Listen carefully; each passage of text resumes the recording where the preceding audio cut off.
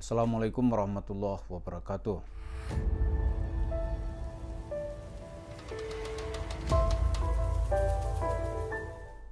Para pemirsa, dalam agama kita itu kita diajarkan kalau mengakhiri hidup itu dengan husnul khatimah. Karena itu setiap hari Nabi mengajarkan kepada kita suatu doa, yaitu Allahumma htim umurana bihusnil khatimah wala tahtim umurana bisu'il khatimah. Ya Allah, akhiri hidup kami ini dengan akhir yang baik, yaitu husnul khatimah, dan jangan kami diakhiri hidup kami ini dengan akhir yang buruk atau akhir yang jelek. Tapi ada juga ungkapan begini, untuk mencari kehidupan yang baik, orang harus membiasakan di lingkungan yang baik. Kata Ibnu Taimiyah, seseorang akan mengakhiri hidupnya dengan husnul khatimah kalau dia terus-menerus membiasakan dirinya dalam perbuatan-perbuatan yang hasanah, perbuatan yang baik. Misalnya nih, dia ada periode tertentu dalam hidupnya dia melakukan perbuatan dosa, tapi kemudian dia sadar gitu. Nah, di saat dia sadar itu dia hijrah, dia nggak balik-balik lagi ke tempat sebelumnya, maka insya Allah dia akan mati dalam keadaan husnul khatimah. Misalnya nih, usianya udah 50 tahun, waduh kita tobat udah nggak balik-balik lagi, dia tiap hari ke masjid gitu, ya kan, minimal sholat isya, sholat subuh dia di masjid, bergaul dengan orang baik-baik, maka insya Allah matinya nanti ya bisa di masjid, bisa dalam keadaan sujud atau dalam keadaan sholat gitu. Tapi orang yang terus menerus di tempat yang gitu, tempat maksiat, itu kalau dia tidak keluar, dia akan mengakhiri hidupnya itu di tempat yang disebut dengan su'ul khatimah. Nah, berkaca dari cerita ini, ada ungkapan dalam bahasa Arab itu yang berbunyi an-nasu ala dini khalili. Seseorang itu tergantung bagaimana temannya. Mungkin kita perluas bagaimana lingkungannya.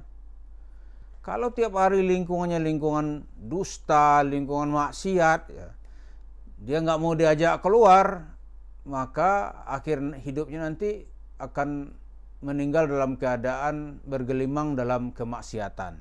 Auzubillah. Dia akan mati nanti dalam su'ul khatimah. Gitu. Nah, kembali kepada persoalan Yusuf Mansur. Kenapa ajaran agama ini kita ulang-ulang terus? Bukan berarti kita orang yang sok suci, orang yang nggak ada dosa, nggak itu. Tapi kita mengintrospeksi diri kita, ya kalau kita salah tuh keluar gitu. Jangan larut terus-menerus di tempat yang salah. Kita keluar, ya kan? Nah, begitu dia keluar, dia nggak balik-balik lagi, insya Allah kata Ibnu Taimiyah, dia akan meninggal dalam keadaan husnul khatimah. Yusuf Mansur kalau kita bicara ini dia pasti cengar-cengir dan meledek kita. Karena otaknya itu dipenuhi bagaimana mendapatkan uang. Karena tiap hari otaknya itu dipenuhi mendapatkan uang, dia sudah nggak peduli.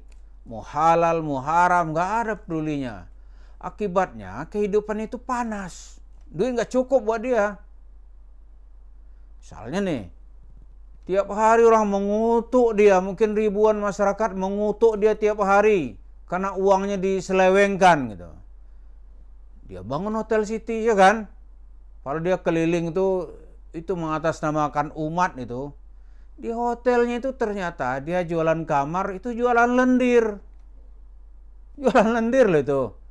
Dan dia nggak malu-malu. Komentarnya nggak mau, pokoknya dia jalan terus gitu. Kemudian diikuti oleh anak perempuannya, sama kelakuan sama bapaknya gitu. Nggak peduli dia, mau halal, mau haram. Mungkin karena ungkapannya halal, antum bilang, yang haram ini kami nggak cukup-cukup, bisnis syariah gitu. Mula-mula itu kan dia bangun mau bisnis syariah itu. Kemudian dirubah menjadi bisnis haram. dari putaran uang-uang yang didapat dengan cara yang haram ini, perilaku dan otaknya pun akhirnya yang terpikir oleh dia bagaimana perbuatan haram. Di salah satu ciri orang-orang yang akan menuju su'ul khatimah itu, cirinya adalah, kata para ulama, yang halal sudah enggak nikmat buat dia. Yang nikmat buat dia itulah yang haram-haram, yang maksiat-maksiat gitu. Orang berbisnis syariah dapat duit, dapat untung. Tapi begini semua enggak menarik itu bisnis syariah itu. Yang menarik buat dia menyediakan kamar jam-jaman gitu kan. Moral generasi muda rusak, dia enggak peduli. Yang peduli buat dia apa? Hasal nafulus. Itu aja dia, kita dapat duit. Akhirnya apa? Duit yang dia dapat itu, ya kalau dalam Al-Quran kita ulang-ulang, itu kan tidak bermanfaat buat dirinya. Akhirnya apa? Yang halal-halal sudah enggak nikmat buat dia. Nikmatnya apa? Masuk ke yang haram. Kalau menikah perempuan dengan cara baik-baik, enggak menarik buat dia.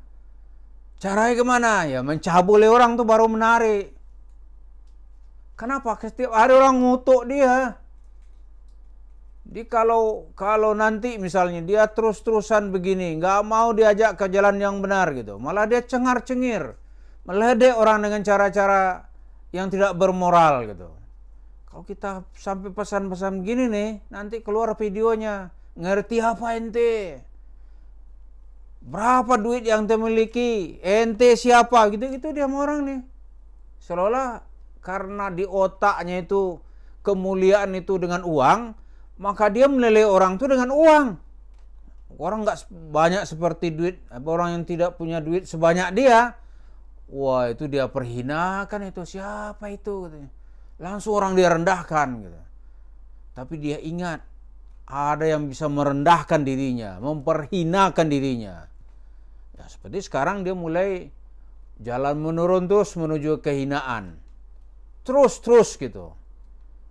Bisa-bisa seperti di sinyalemen seorang Habib yang marah gitu. Kata Habib, orang tuh nanti akan mati dalam keadaan susah, sakit-sakitan, dan mati bergelimang tai. Ngeri kalau ini terjadi ini. Siapa Habib? Dia tunjuk nama-nama lu tuh karena dia marah gitu. Jadi ini yang terjadi, dia sedang menuju sekarang tuh ya karena di mana-mana tuh orang ngutuk dia. Ribuan orang tuh mendoakan jelek kepada Yusuf Mansur ini. Paket Jemaah Merdeka nggak ada yang benar. Orang udah ngumpulin duit, hilang ceritanya gitu. Itu paket Jemaah Merdeka tuh orang mau umroh, apalagi sekarang makin banyak alasan Yusuf Mansur, alasan ongkos umroh sudah naik, nggak mungkin lagi gitu. Dulu di saat masih 20 juta, ya kan, dia sudah naikkan harga 34 juta. Sekarang umroh sekarang kan 30 juta, ya mungkin dia naikkan jadi 100 juta, ya nggak sanggup lah orang sekarang. Karena nggak sanggup, uang nggak dikembalikan, hilang gitu. Tapi ingat, orang-orang yang pingin itu kan dia berdoa kepada Allah. Dia kutuk ini orang terus-terusan gitu. Lama-lama ya, karena tumpukan doa-doa orang yang terzalimi ini, itu berpengaruh kepada dirinya. Maka sekarang itu yang ada di hadapan matanya itu adalah perbuatan-perbuatan haram. Perbuatan-perbuatan oleh mayoritas ulama mengatakan itu perbuatan dosa. Itu aja nampak buat dia. Kenapa? Jalur ceramahnya untuk mencari sedekah, untuk ngumpulin duitnya sudah nggak ada. Apalagi sekarang dia butuh duit banyak. Dia kalau mau menang itu dalam pencalekan dirinya, wah dia nggak bisa sih doa-doa, nggak mau orang. Dia harus turun duit miliaran. Seperti kata Nusron Wahid atau kata Caimin, caleg di DKI itu kalau mau jadi, dia butuh 40 miliar. Itu modal finansial. Yusuf Mansur tentu lebih lagi karena modal sosialnya rusak. Orang tahu siapa dia gitu. Jadi dia makin rakus untuk mencari duit. Tapi dia ingat gitu.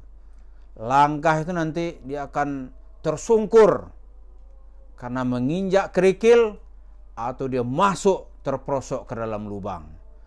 Ya mudah-mudahan kita lihat nanti akhir cerita Yusuf Mansur ini, jangan-jangan kecaman seorang Habib ini akan mengenai dirinya. Mari kita saksikan. Terima kasih. Assalamualaikum warahmatullahi wabarakatuh.